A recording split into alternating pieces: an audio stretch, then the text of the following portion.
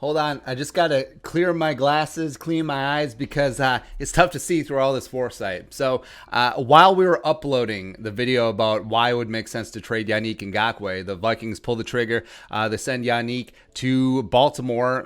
Again, the Ravens and stupid Eric DeCosta and from the school of stupid Ozzie Newsome just always getting the better of the Vikings in a trade. So they end up giving a 2021 third-round pick as well as a 2022 conditional fifth-round pick to the Vikings for Yannick The Freak. Now, I've been pretty whatever. Like, I think the Vikings did have leverage in the spot where his salary was remaining $5 million for the rest of a year. It's not bad, as well as the Vikings could just keep Yannick. I mean, keeping and franchising or extending Yannick long term, and then pairing him up with Danielle Hunter back from that herniated disc in his neck, as well as Afadio Odenigbo. That's nice. That's pretty solid. So the Vikings, the fact that they gave up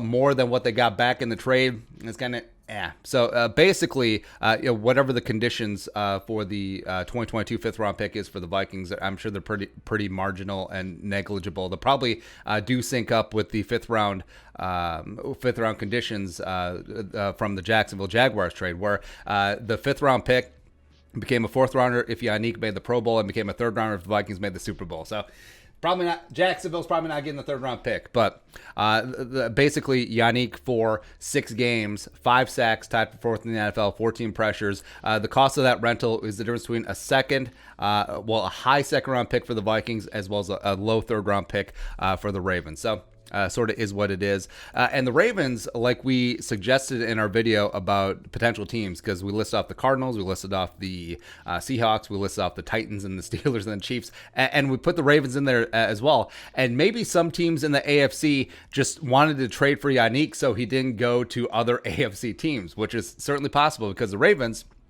do have a solid pass rush. They got Matt Judon, who's on his franchise tag. They got Pernell McPhee, nailed it, as well as Tyson Bowser. So there is a lot of talent there, as well as Yannick reunites with former Jacksonville Jaguar Calais Campbell. I mean, both of them got traded out of there, even though they had some really nice seasons together in Duval. So, I mean, this makes the Ravens scary. As well as you throw in Patrick Queen, who's leading rookie linebackers and pressures. I mean, the Ravens just, again, every single time they're drafting at the back end of the draft, but they make good trades. They acquire good draft picks, and they're phenomenal, solid throughout. Eric DeCosta just builds this great defense year in, year out, and it's annoying. Plus, they got Marlon Humphrey. Plus, they got Marcus Peters. Man, do they want Harrison?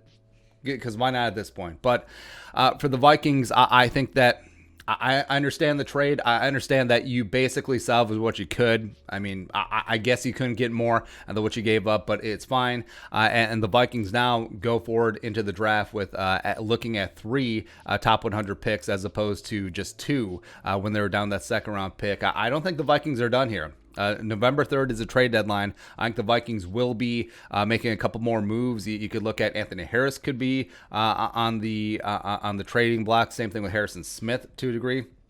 That one would hurt. Same thing with Kyle Rudolph. Same thing with Riley Reif. So, yeah, the Vikings are done. I think if they're fully putting a stamp on the season and mailing it in and looking forward to 2021, Yannick won't be the last one. Won't be the last Viking being sent out of town for picks. But overall, your thoughts. Yannick to the Ravens for a third and conditional fifth. Let us know in the comment section below. Subscribe for daily Vikings takes. Want to support that work, post on the Venmo. But until next time, Skol, production value.